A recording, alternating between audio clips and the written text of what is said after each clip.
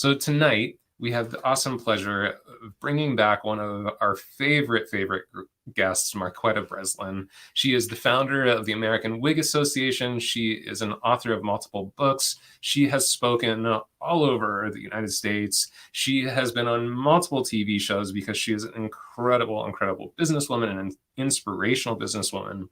And she is a wig educator as well. So please, in the chat, let's welcome the awesome Marquetta Breslin.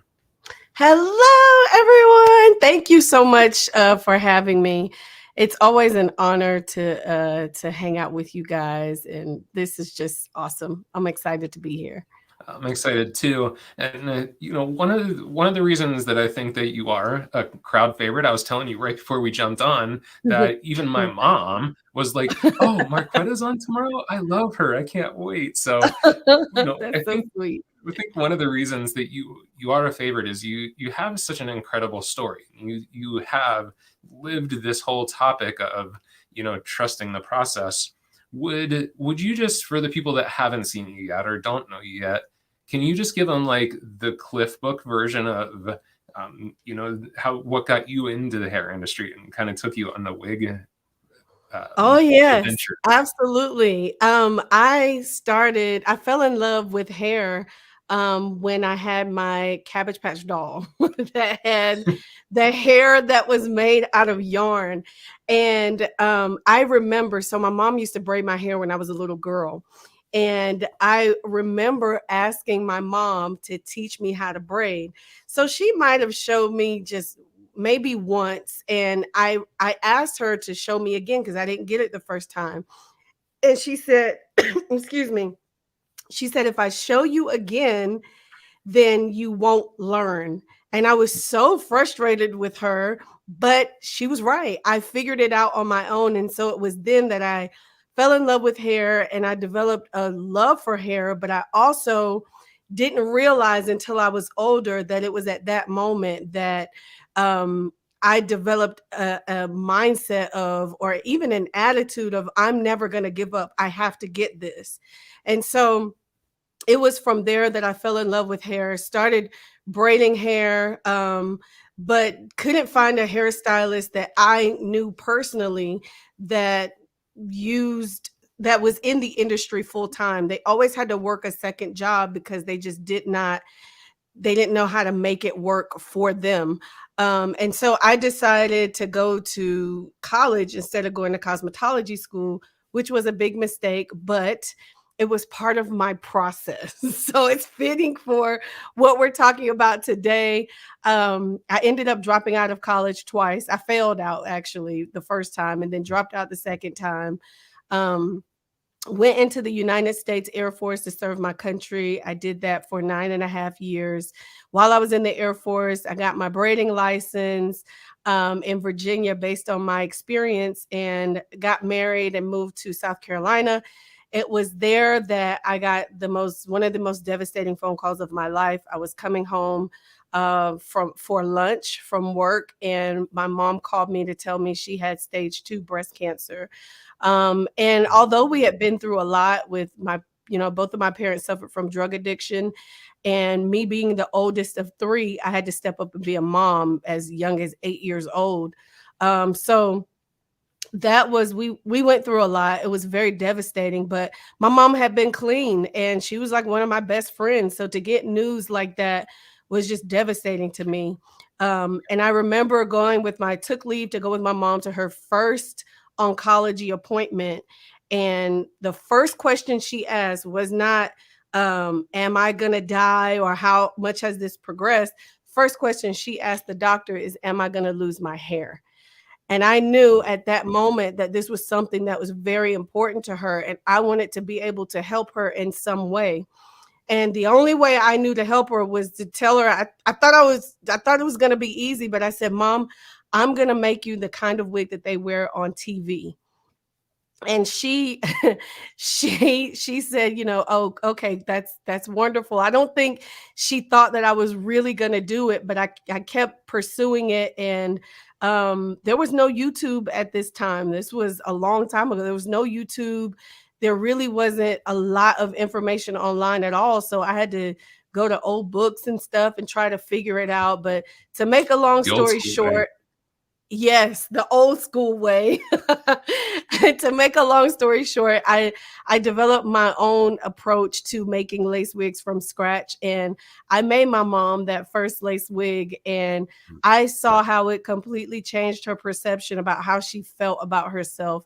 And I said, if this right here, and that in and of itself was a process, but if a wig can shift somebody's how they feel internally and how they look, of course, but also how they feel, I have to figure out how I can help other people do this. And so I developed my own system for teaching people the skill, and everything has grown from there.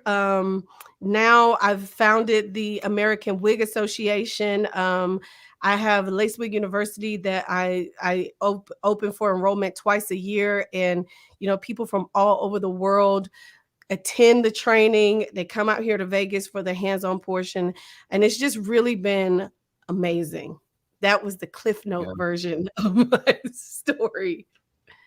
And I love that that is the Cliff Note version, because I really want you guys to understand, like, if Marquetta really shared her entire story, that would be the show. And even that is still Yes. going to be in the mini version. And that's why she was the perfect person. So just to kind of like be honest, I love having Marquetta on this show. So I just sent her a message like, hey, we need to get you back on the show. What should we talk about? And she brought up trust the process. And I was like, oh my gosh, get out of my head. Because at that point, there was a lot going on for myself too, that I was really just having to trust the process. And Yeah, so that's it's what we wanted to bring forward tonight. absolutely. It's one of those things that we don't put enough emphasis on, because we live in a world now where you can get pretty much anything and everything you want with the touch of a button. Sometimes I feel like my phone can read my thoughts because I'll think about something and then see it. But that's great, but it can also hinder our ability to lean into a process and allow ourselves to be processed and be prepared for whatever the next phase is in our lives. And so before we go and try to, like, let's say this next season of your life is something amazing that you're going to be doing in the beauty industry, what most people want to do is they want to get that axe and start chopping down that tree. But you have to Right. sharpen the axe first. You don't want to chop down the tree with a dull axe.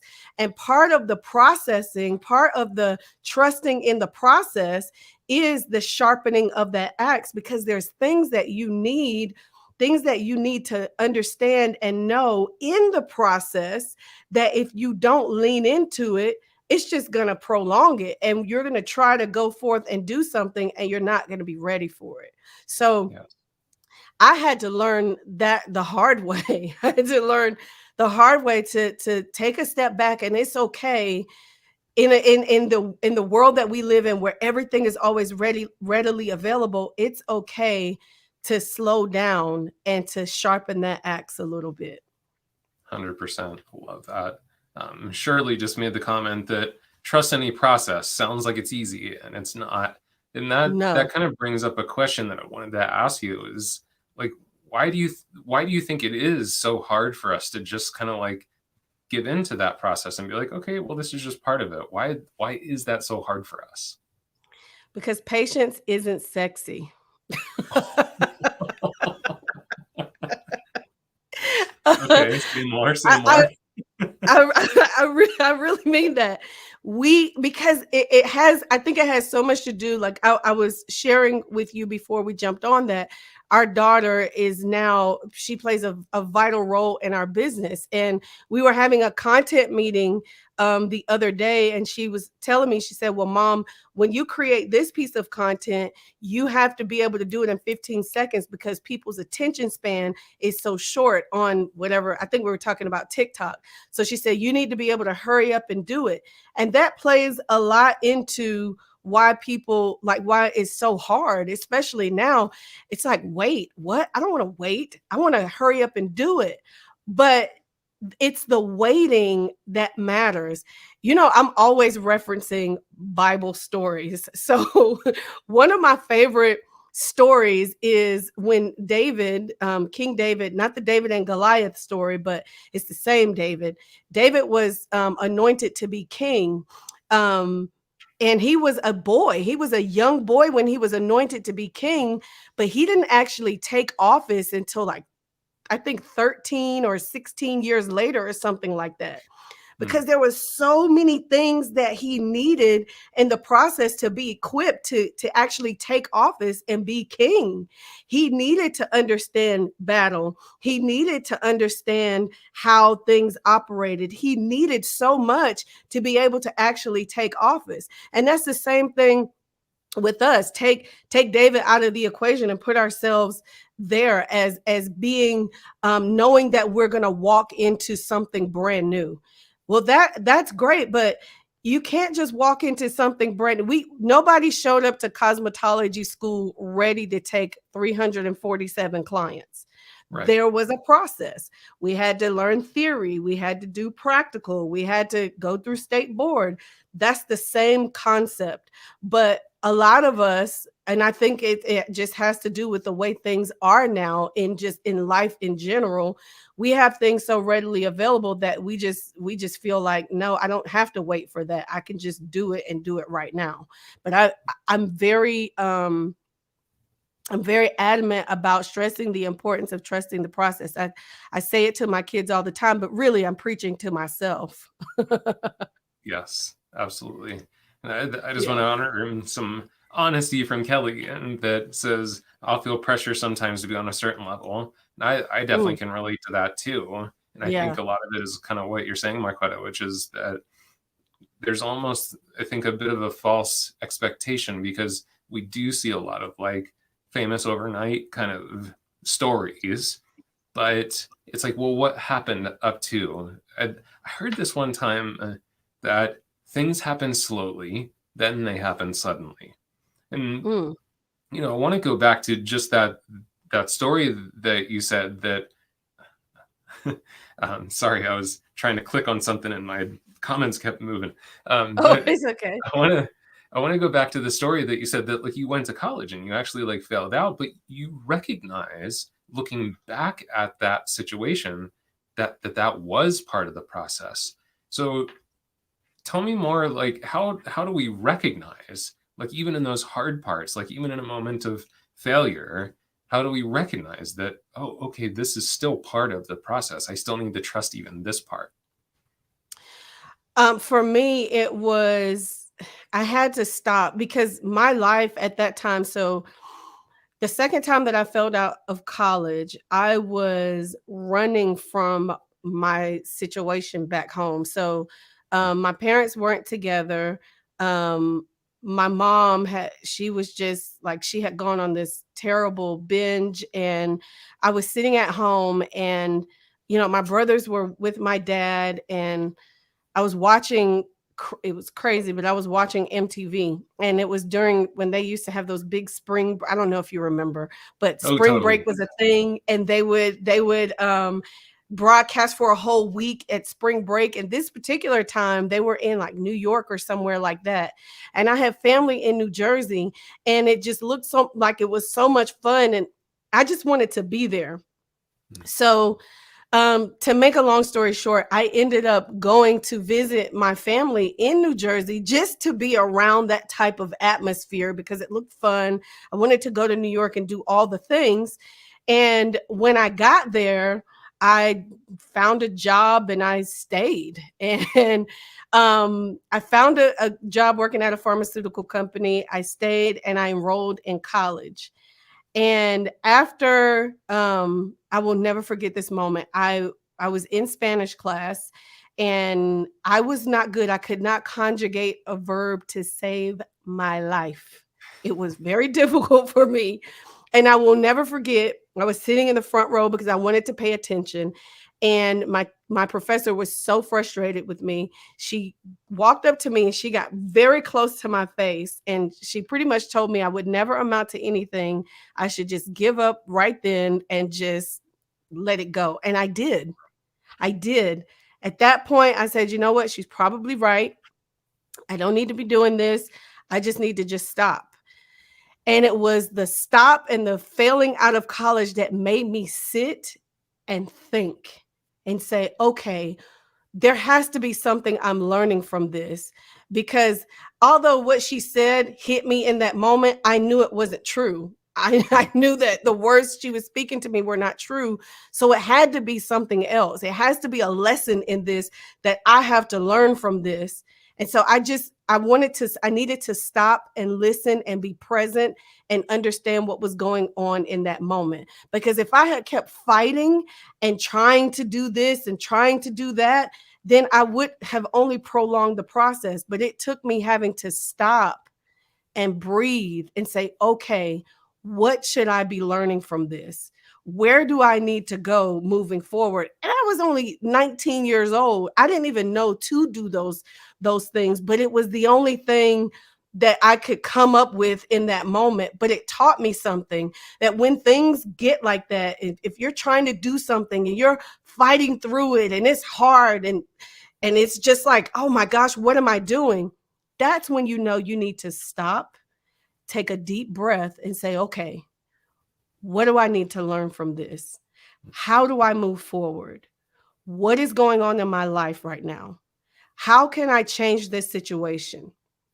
And sometimes when you stop and take a step back, all the puzzle pieces start to come together and you realize, okay, well, maybe I shouldn't have walked that way. Maybe I should go down this path, or maybe I should do this instead, or maybe that's just not for me at all. And Yeah. it was sometimes in those moments also that I realized that there were people who I thought was supposed to be part of my process that were not supposed to be there, that was more of a distraction than anything else. So I think, to answer I know it took me forever to answer that question, but to answer your Loving it. question, sometimes if we just stop and breathe and ask ourselves, what should I be learning from this? Then that answer will come and we'll be able to say, okay, so let me take this step next. I got that lesson there, so I need to pivot and do this instead. Mhm. And it's so interesting too, Marquetta, because in the moment, there's a lot of value, I think, to this whole concept of, well, keep your head down and just do the work. But in the moment, kind of keeping your head down and just doing the work was keeping you from bringing your head up and actually seeing, oh, actually, this isn't my place. Like, this isn't the step. This isn't the next step. And it Right. took, like, God, universe, whatever we believe in, it kind of Hmm. took a little bit of an intervention of them putting something like a mean teacher or like someone saying something terrible to you to kind of force the hand, right? That it's Yes. like, okay, this is a step I might not have taken without that. I love what Shirley said. It's a great way to reframe a mean person encounter, because it is. It's a great way to reframe any Hmm. encounter, right? Like, where, okay, maybe that hurt, or maybe that was frustrating, or whatever, but it was still part of the path, because had that person not said anything to you, maybe you would have continued 3-4 years into this college thing, and then after like having college debt and all this craziness, then realized, oh wait, no, I'm supposed to be like the founder of this wig education group. you know Yeah, it would have, I would not have ended up going into the military, and would not have, there's a lot that would not have happened because I would have continued to pursue something that wasn't for me. And a lot of times we enter into situations, and our process may seem difficult and hard because we're in a situation that we shouldn't even be in, because it's what somebody else wants for us and not where we're supposed to be going. Like Mm, if you have parents that really, and it could be a cultural thing where, no, you have to become a doctor, or you need to do this type of job, and then the person goes to pursue that and they're unhappy the entire time, and it's like a struggle and a fight. Well, it's probably because it's not something that you should be doing. And sometimes it takes us having to stand up for ourselves and say, you know what? No, this is not for me. And I need to pursue something that I know that I'm called to do. And then just going and doing it, but also being patient with we're so mean to ourselves. We can be so mean to ourselves sometimes. And a lot of times with this trusting the process thing, it could also be it's lessons in there. If you're not patient with yourself and you're mean to yourself and not loving on yourself, how is that going to translate over to others? And sometimes you can be that individual that's nicer to other people than you are to yourself, but part of that process may be learning to love yourself and treat yourself nicely so that you can help somebody else do that. See, the lessons that we learn in the process aren't just for us, they're really for other people. It's so that you can help other people once you reach your destination. It's Yes. not just something that we're, hey, I'm going to go through this and there's all these lessons that I'm going to learn. Yeah, that's great, but those lessons are for other people. They're for you in that moment, but it's also for you to be able to help other people. I love what you just said there, because I can see even from the comments, just you telling your story right now is touching a lot of Mhm. people. It's touching things for a lot of Oh, people here. And so that's the truth, Marquetta. It's like, I'm sure in the moment, like, why would someone say that to me? Why would this happen? Those are the questions we tend to ask ourselves, and we beat ourselves up about it. But maybe the whole yeah. purpose was so that you could show up years later on Wellness Yeah. Wednesday and tell your story and help someone to see their own life from a different perspective. Yes. And there's a piece to that I really I want to talk about, and it's forgiveness and being able to say in those moments while you're being processed, going back to one of my favorite stories, going back to David, there was a king in place. It was King Saul was already in place. He hated David. David was anointed to take his place. He hated that man. He hunted him, he tried to kill him, he tried all kinds of things. Mhm. David just ran. He could have retaliated, but he had such a soft heart towards this man because this man was fighting to keep his position in place. He didn't like him. And oftentimes when we have situations come up like that, when we're in our process, we develop a hatred or a bitterness towards an individual because of what they did. But part of the process is also learning to forgive and let go, because we don't know what people are going through in the moment that they're going through it. And you don't want to carry that baggage over into your final destination or wherever the journey, your process is taking you. Don't take that baggage with you. Let those people go. Forgive them and let it go. And be thankful that you got the lesson that you got from them, because you'll be able to help other people. And it helped to move you into where you're supposed to be. So I forgave that teacher. I forgave her. It took me a few years, but I forgave her and I let that go. And I'm able to sit here now and talk about that with no animosity or anything towards my heart. But it just speaks to everything that I've said, because that story probably helps somebody that's right here watching right now. Absolutely. I love that so much. And and by the way, if you want to, she just mentioned forgiveness. We actually did a show on forgiveness here on Wellness Wednesday, and you Oh, can go that's back through the awesome. YouTube archives here on Sambia, and you can watch the conversation that we had around forgiveness.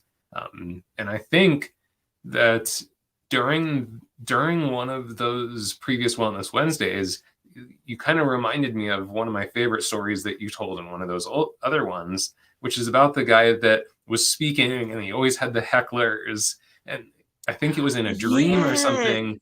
He dreamt of these three people that were sculpting him.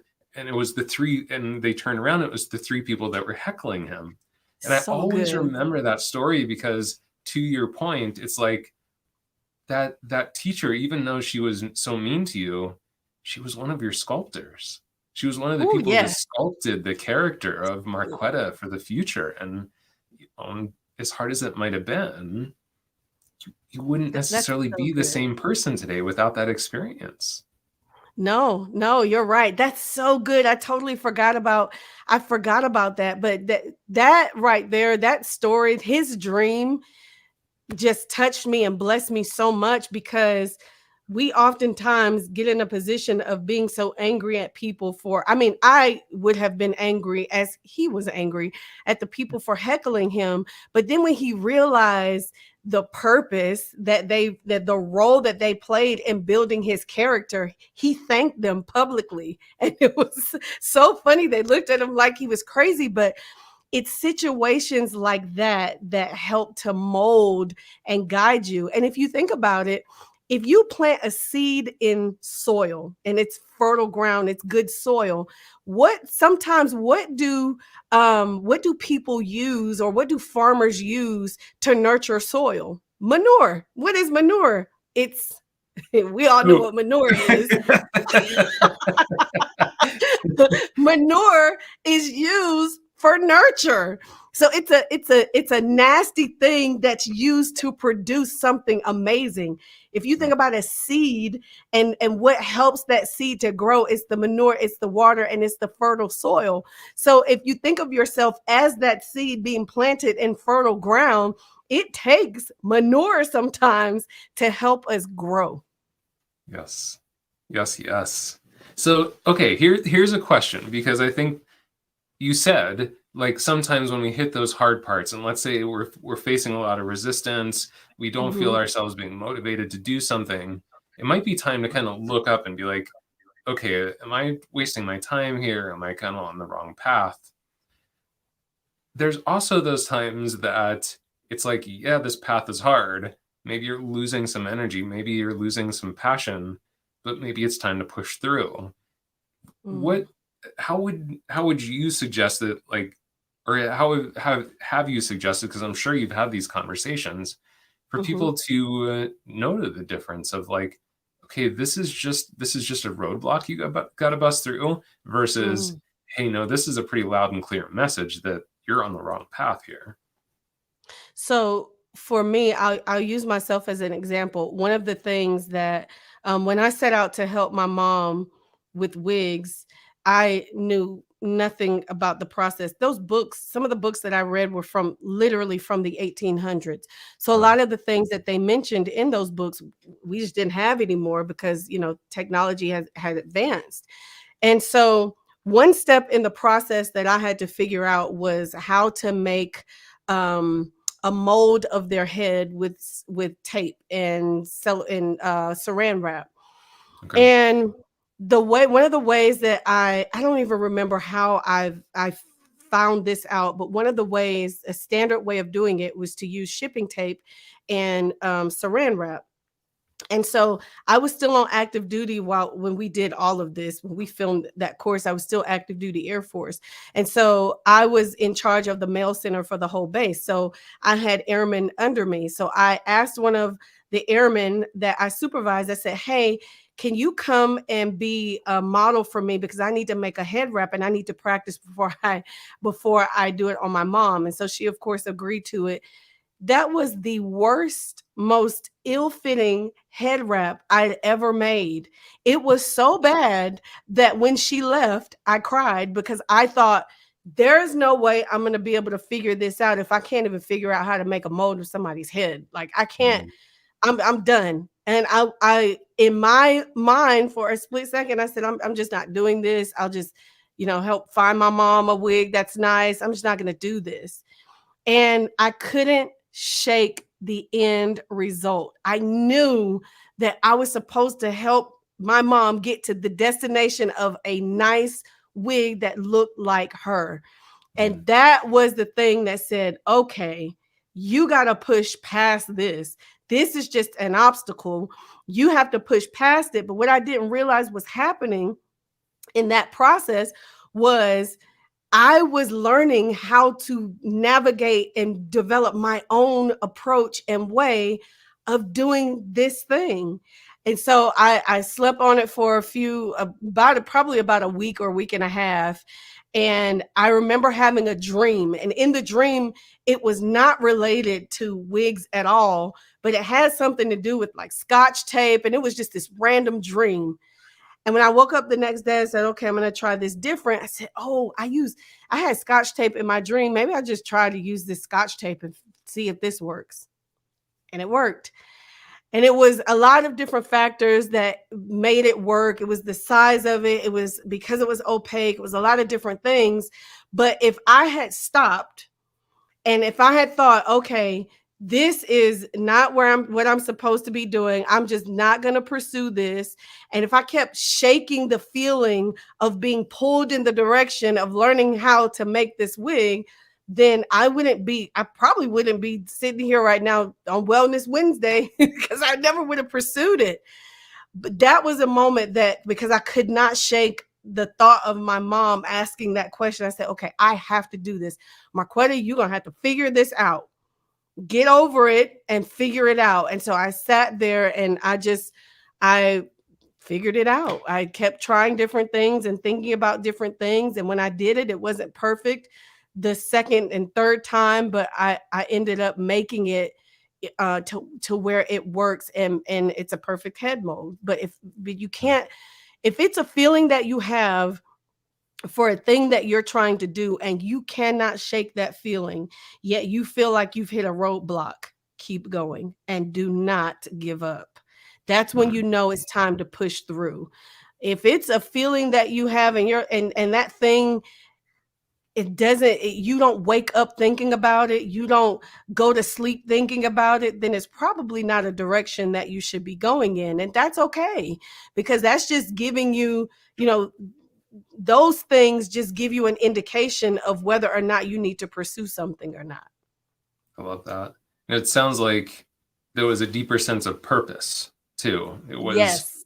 versus whereas the college thing, I think it sounds like you were able to, as you stepped away from it, it's like, okay, what's the real purpose here? Like, what am I really trying to achieve here? Whereas with Right. the wigs, as you took that step back and Shirley said, is it about pushing through or take a rest break and then go at a little pause? And it Yep. sounds like in both of these stories, there was a moment of pause. And you even Yep. said it earlier, like, as you feel that resistance, take a breath. And it sounds like the difference was that there was deeper sense of purpose behind the wigs. That was it. That's it. It was purpose was pushing me forward. But you're right. In both instances, there was a pause. There was a pause, and that's when you have to ask yourself those questions. What do I need to be learning here? And sometimes if you just stop and you sit in silence, it drives my husband crazy. I'm able to drive for hours in the car with complete silence. I don't have to listen to anything because that's the time that I'm sitting and I'm thinking. It's quiet. I'm just driving and I can think. Those thinking times are very, very, very critical and important, just for mental health. I feel like it's okay because you need to be comfortable with being with yourself. You need to be comfortable and you need to be able to understand when you're feeling certain types of ways. And it's okay to feel emotions. Sometimes people like to suppress emotions and they don't want to go there and they don't want to feel and they don't want to even feel anything at all. They just keep going and going. But it's healthy to feel emotions. It's unhealthy to suppress those emotions. So pausing is very normal and very, very healthy. Yeah, I love that. Just to those of you that are watching, or maybe you're just listening in, if you do have any questions for Marquetta, please pop them into the chat so we can ask her those questions. I do have one other question too. Just with when I think of trusting the process, I think about there's a lot of people that have supported me in the process. How Mm. how have you found those people, those right people, to be a support system in the process? Oh man, sometimes, the people who are your support system in the process will be there just to give you a word of wisdom in times where you feel at your lowest. Um, I keep thinking about sports and my son. We were talking earlier. I have a son that plays high school sports that wants to go play in college at a Division 1 level and maybe even the pros one day. And I have just watched his process, and it is incredible to me.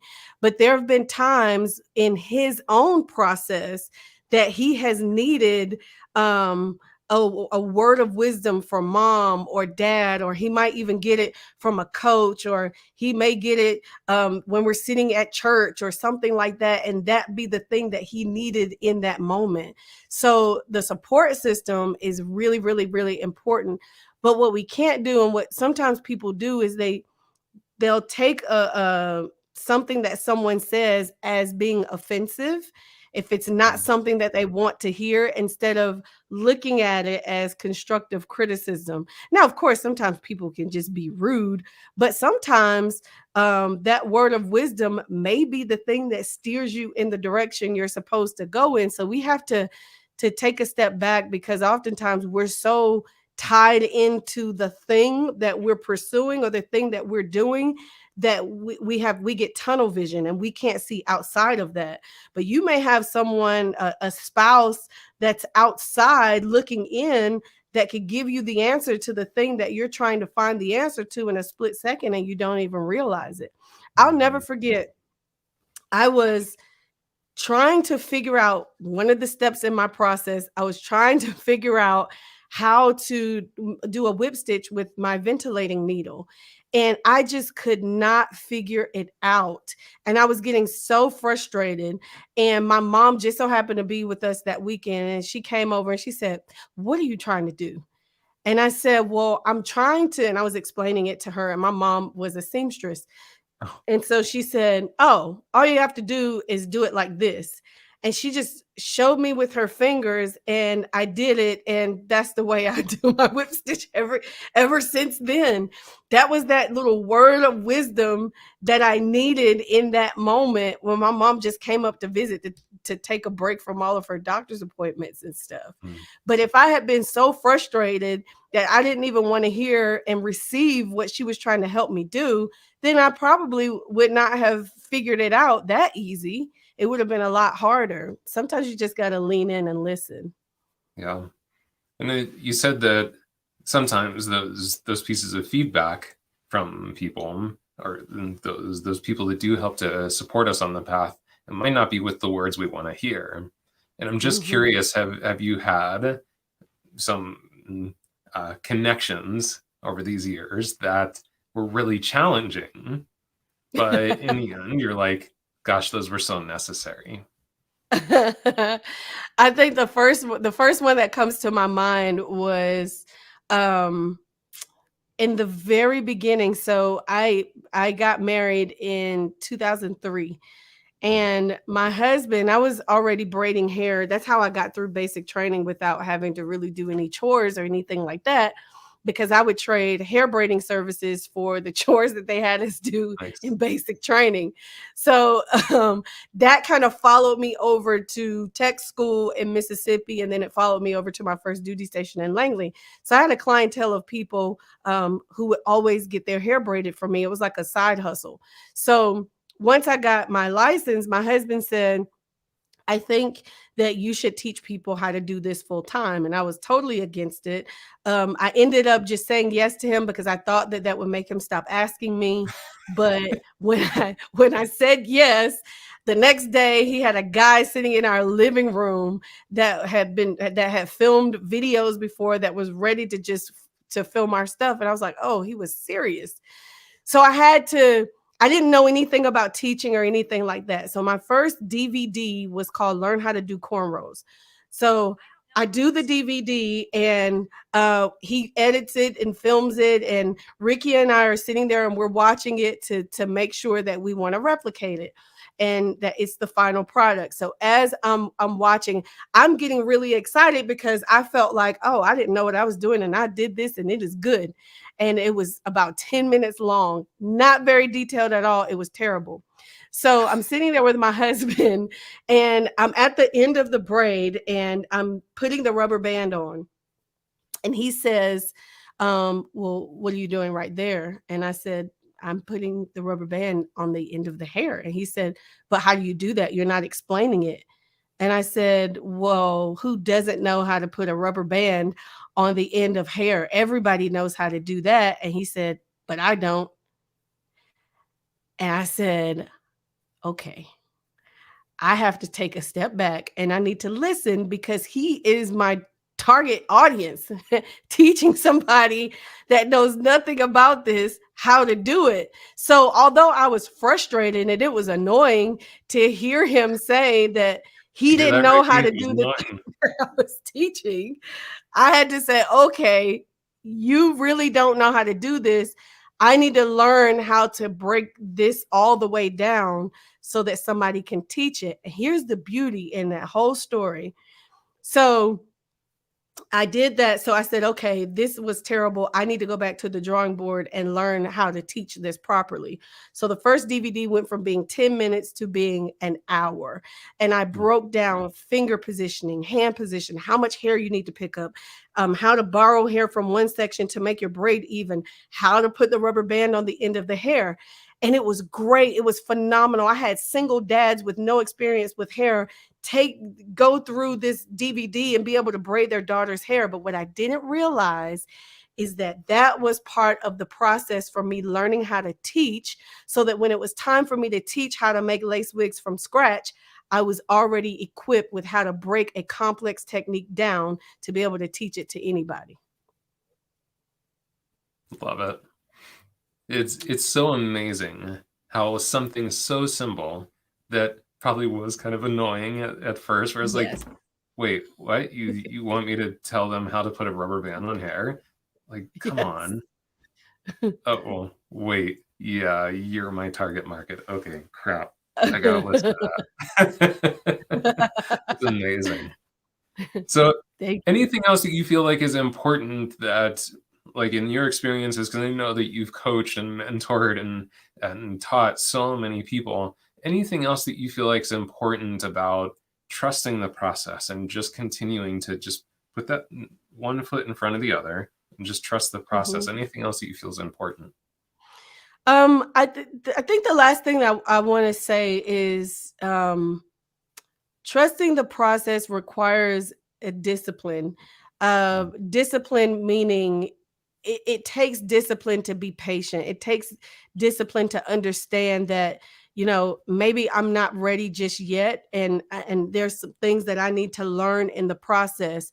But discipline breeds confidence. I can't take credit for that discipline breeds confidence, but I don't know who said it the first time, but it's so necessary and it's so true. So it's okay, um, that may take you a little bit longer, to have the discipline to understand the importance of sharpening your axe, so that when you get ready to chop down that tree, it's easier. It would take you all day to try to chop down a tree with a dull axe. But if you just have the discipline to wait and be patient and trust the process and learn all the lessons that you need to learn, when you get ready to go chop down that tree, that axe is sharp and it'll come down a lot quicker. Is there any reason or any wonder why we love to have Marquetta on this Wednesday? Thank you so much. You're amazing. I love coming on here. I always have so much fun. It's so easy to talk to you, Andrew. We can talk all day. I know. It was funny as we were about to come on and we were just talking back in the green room. I'm like, everything that we just talked about, we should have probably just had on air because it was Yes. awesome. It was so good. Well, I know that you are a super, super busy woman. I know we mentioned in the beginning, but just kind of tell them what you're up to currently and how they can find you. So currently, I just a couple months ago, I launched the American Wig Association. The American Wig Association is a place where we can connect people who need wigs with people who provide them. So I'm really excited about that.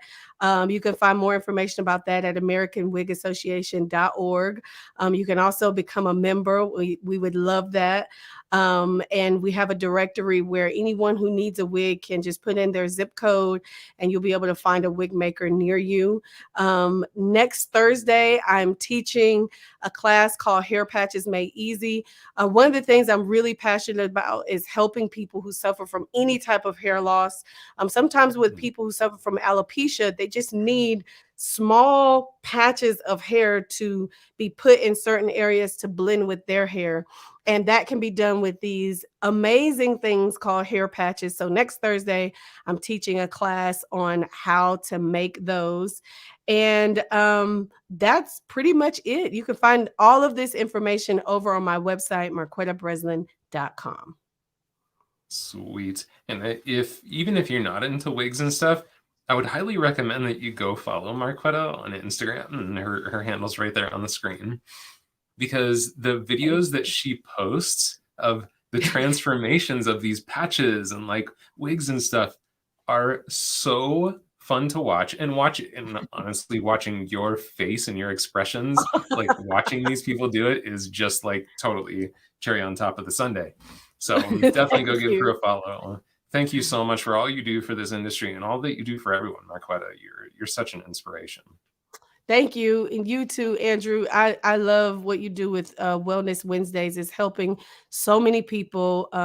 You guys, you already know, you guys are awesome. I love the entire team. Thank you so much again for having me.